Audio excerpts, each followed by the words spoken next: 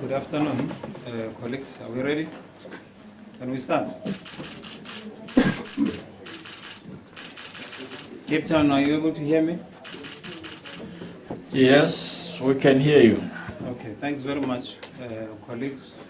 Welcome to this media briefing, the first ever by Minister Rooyen, the Minister of Co-operative Governance and Traditional Affairs. My name is Harold Maloka. I'll be facilitating this media briefing. The Minister will lead by making a statement. The Minister is accompanied by the two Deputy Ministers, Deputy Minister Andres Nel, who's Deputy Minister for Cooperative Affairs, and also Deputy Minister Oben Papela, who's responsible for Traditional Affairs, and the two DGs of the department that are here to support the Minister. The Minister will read out the statement. After the statement, we'll take a few questions. Minister, over to you. Thank you very much, moderator. Is it on? Yeah.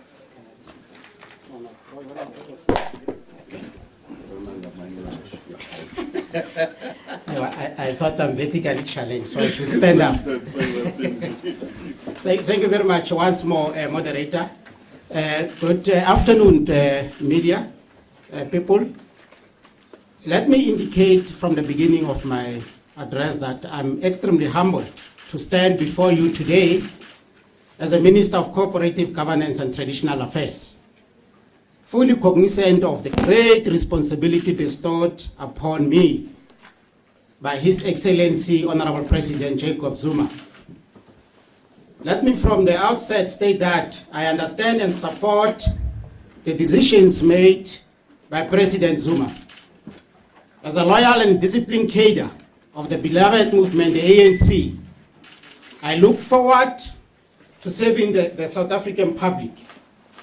Our president has placed our country first, and I echo President Jacob Zuma's word in saying that as a democratic government, we must consistently listen to our citizenry and respond, of course, to their views. Let me take this opportunity and wish my predecessor, Minister Pravin Gordhan, well in his new portfolio. I also extend my sincere thanks to him for the foundation that he laid and the work we must do going forward. Certainly, this is one of the pillars of COCTA, Back to Basics program, which I fully support. And of course, under my leadership, the collective that I'll be working with will implement.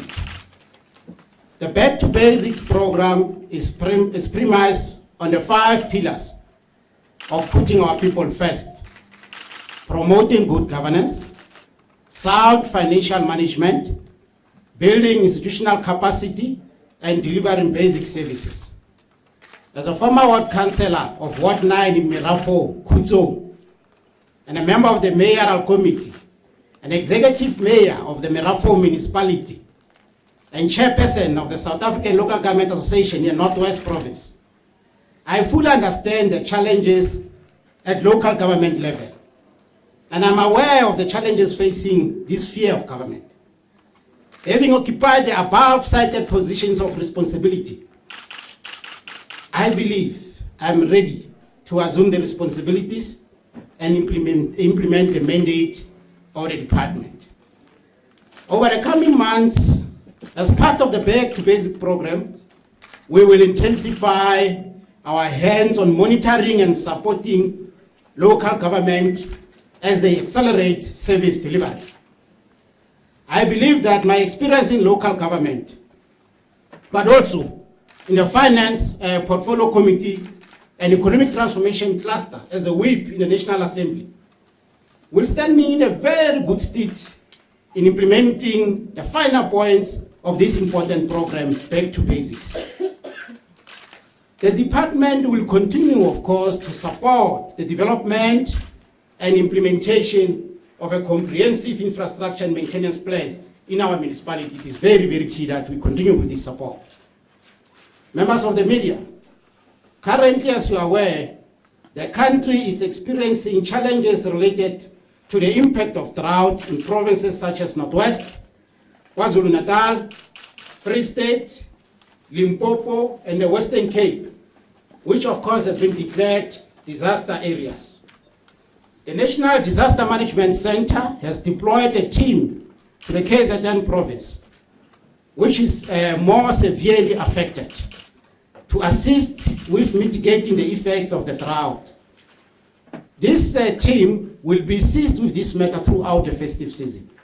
And I think it's important that as some of us will be enjoying our Christmas, let's wish, this team, or maybe express our gratitude to these team members, and of course their families who won't have time to spend their Christmas or their festive season with their family members. And of course, pass our word of gratitude for the sacrifice that they will be making during this time. We affirm that the preparations for the local government elections are on track. Government will have a dedicated media briefing on the state of readiness for the 2016 local government elections in the new year. Also, the other issue that I want to touch on is the issue of the summer initiation season, which we are all aware that is underway. There are challenges that are encountered in this process. These include abductions, kidnappings, mushrooming of illegal and unregistered schools. Quite scaringly, these schools are also now mushrooming in our cities. To date, the death toll as a result of these practices stands at 43. I must indicate this is totally unacceptable. We can't allow this to continue without being challenged. We must correct this situation. We are working, of course, as a matter of fact, with various stakeholders across the sectors to ensure that our young men can undergo this rite of passage in a very safe manner. As a department, we have established a hotline where people will be able to report initiation-related cases. I think I must take this opportunity just to give the number because it's going to be important as cases are picked up that they should be reported to this number. 0800-111-166. Let me reiterate that parents and guardians should ensure that they send their young men to registered initiation schools, and that these schools, they must ensure that these schools abide by the rules and regulations initiated by the Department of Health. I must indicate that we are also working with the Department of Health on awareness campaigns to prepare for the next seasons. We are committed to engaging all stakeholders in the local government sector. This range from traditional leaders, NGOs, to business communities. And of course, we will continue to expand partnerships that have been developed over years. We look forward to be engaging with the South African Local Government Association, SALGA, and the labor movements to ensure that they continue to play their meaningful role so that we can all execute what needs to be accomplished together. It's very, very important. These are critical stakeholders. We are committed to continue the work of my predecessor, Minister Kodan. The Back to Basic program has set the wheels of service delivery in motion, and as one ANC government, we will work together in the best interest of our citizens. Like many committed South Africans, as a department, we are very, very optimistic about the future of our country. I remain, as the political head of this department, I remain immensely proud to be a frontline servant of this great nation. A duty I solemnly commit myself to execute diligently. I think I must take this opportunity to thank you for listening. Kia leboha. Thank you. Thank you very much, Minister. Colleagues, we will now open an opportunity for questions. But also let me also reiterate that, as you all know, this is the first media briefing. So we'll have enough time in the coming year to have more and more engagements with the media and the minister. So we'll only take a round of 2 questions. We'll take 2 questions and have about another round, and then we'll have the last round and close. Let me start with Pretoria. Take 2 hands. First one, second one. My name is Malungelo from eNCA. Minister, thanks for taking my question. There's been so much speculation. I mean, can you just help us understand? You were the Minister of Finance for about a few days. During that period, are there any deals that were signed? There's been so much speculation in the media, especially concerning the SAA. Did you sign off that deal? Thank you. Second question. Good day. Thank you, Minister, for taking my question. Sipho Sterman from SABC News. I've got a couple of questions, actually. One, you speak... at the most. All right, cool. One, you mentioned the fact that you've accepted the decision of the President. If you can just let us know when and how did you find out that you were now being moved to COCTA? And question number two, there have been statements made that your appointment as Finance Minister in the first place was a miscalculation, especially considering that the reaction of the rand and the markets falling. What is your response to this? Thank you. Thank you very much. We will allow the principals to respond to those questions. Okay. Once more, thank you very much, Moderator. Thank you for your questions. I must quickly indicate that my interest for now, and I want to urge also all South Africans that our interest should be on focusing on the future. If possible, let's avoid being stuck in the past. But nevertheless, I must indicate that as a humble servant of the glorious movement called the ANC, from an early age of 16 years, I'm ready to be deployed anywhere, at any time, by this movement. Even if it's for 2 hours, even if it's for 4 days, or even if I might be redeployed tomorrow, I'm ready. And this is how I've been brought up in this organization. But I would like to urge you, South Africans, because it's very, very important that we put the interest of our country at heart and make sure that instead of being stuck in the past, we focus on what we should do in the future. And currently, I'm very much interested to get questions that will be directed at what are our future plans, so as we take South Africa forward. And unfortunately, there are no deals that have been signed, if maybe that's what you want to hear. And Mr. Sterman,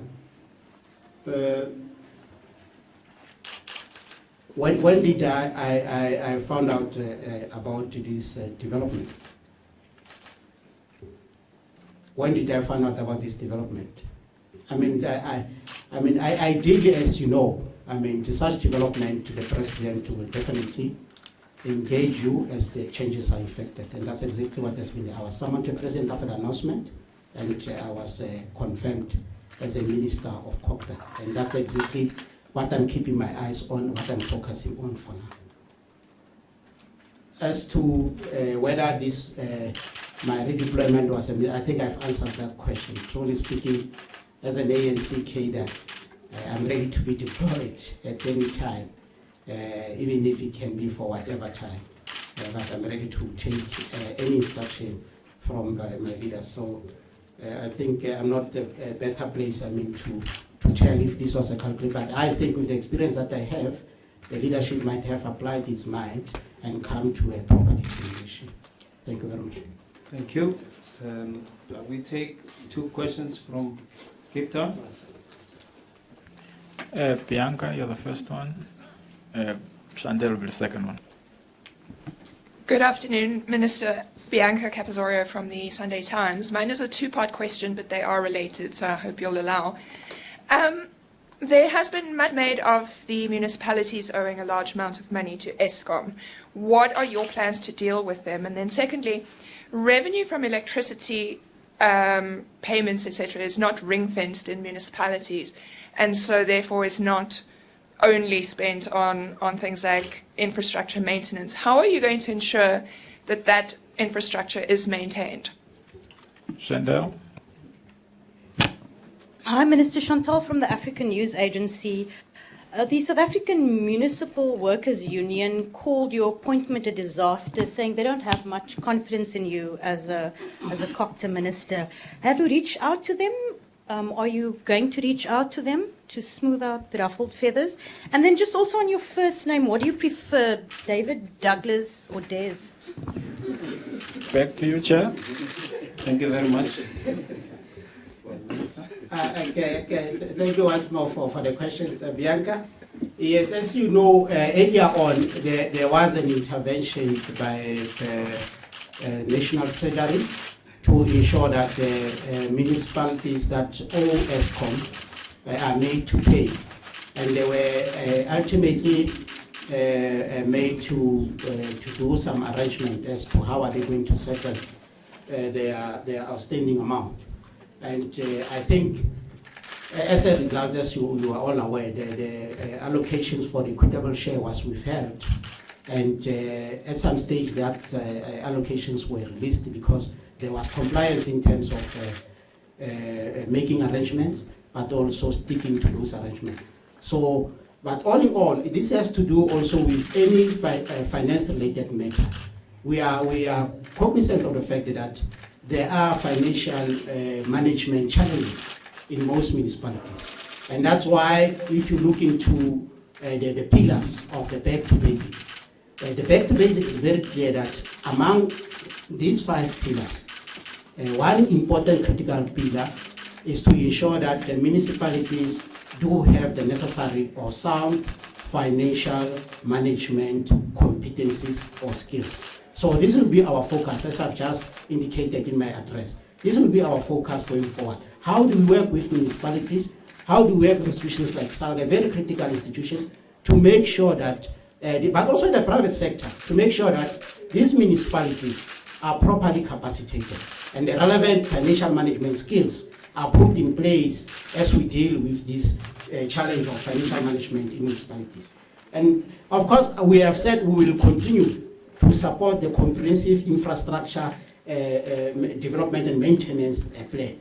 And that simply says we'll have to obviously do things differently in terms of ensuring that there is provision for maintenance of infrastructure, but there is provision or what is being allocated for development of infrastructure is definitely expanded as such. We will definitely work very closely with the relevant stakeholders to make sure that infrastructure development and maintenance is not compromised.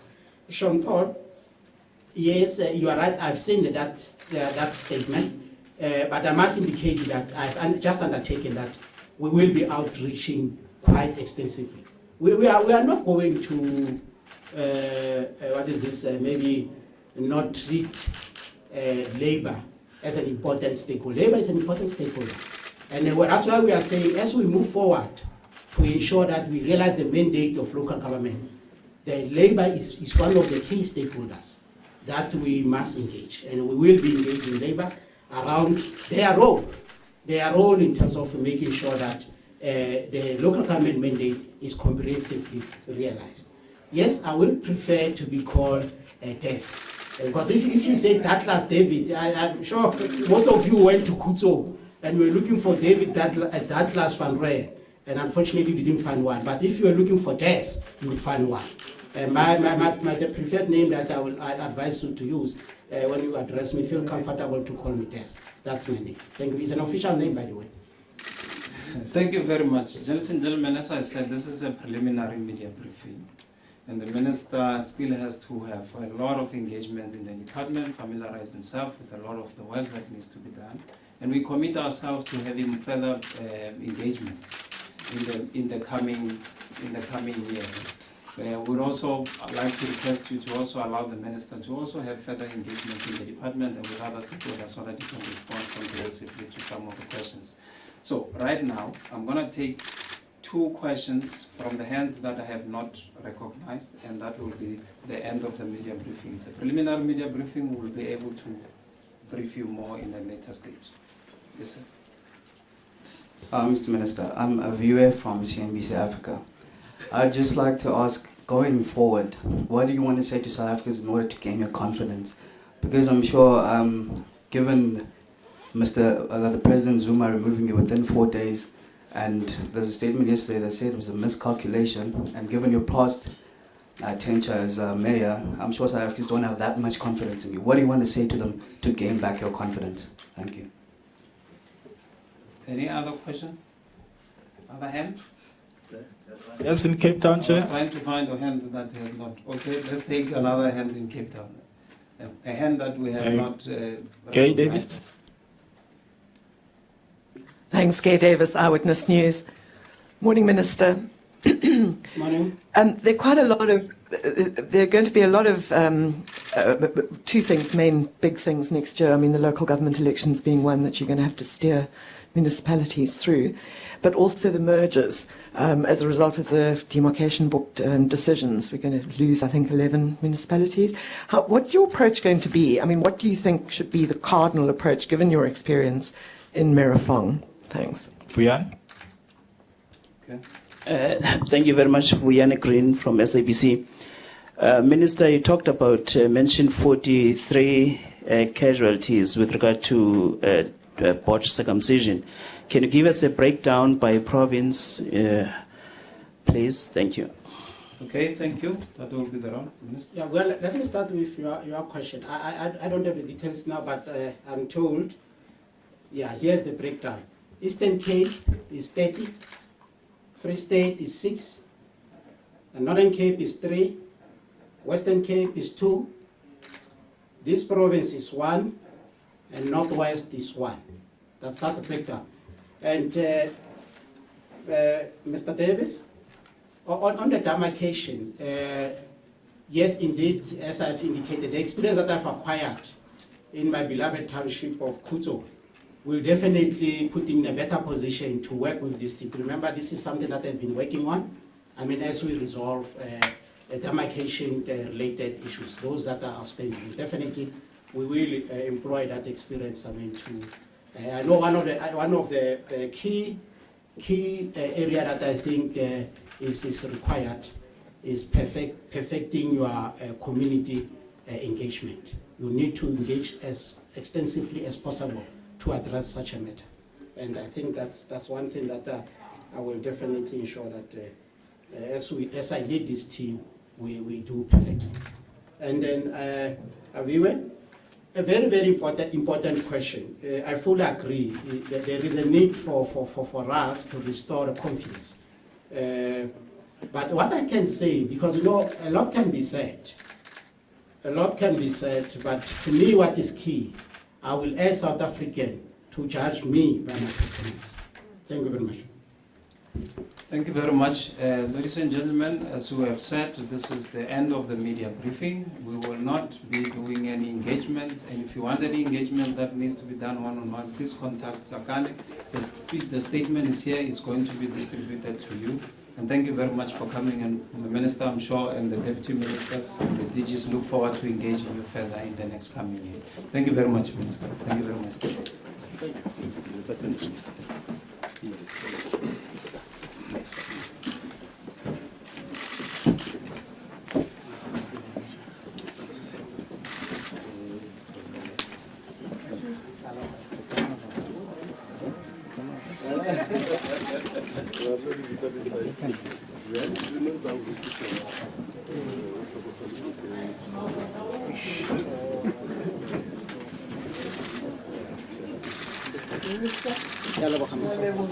From the Catholic fraternity. Oh my God. We are here. From my family.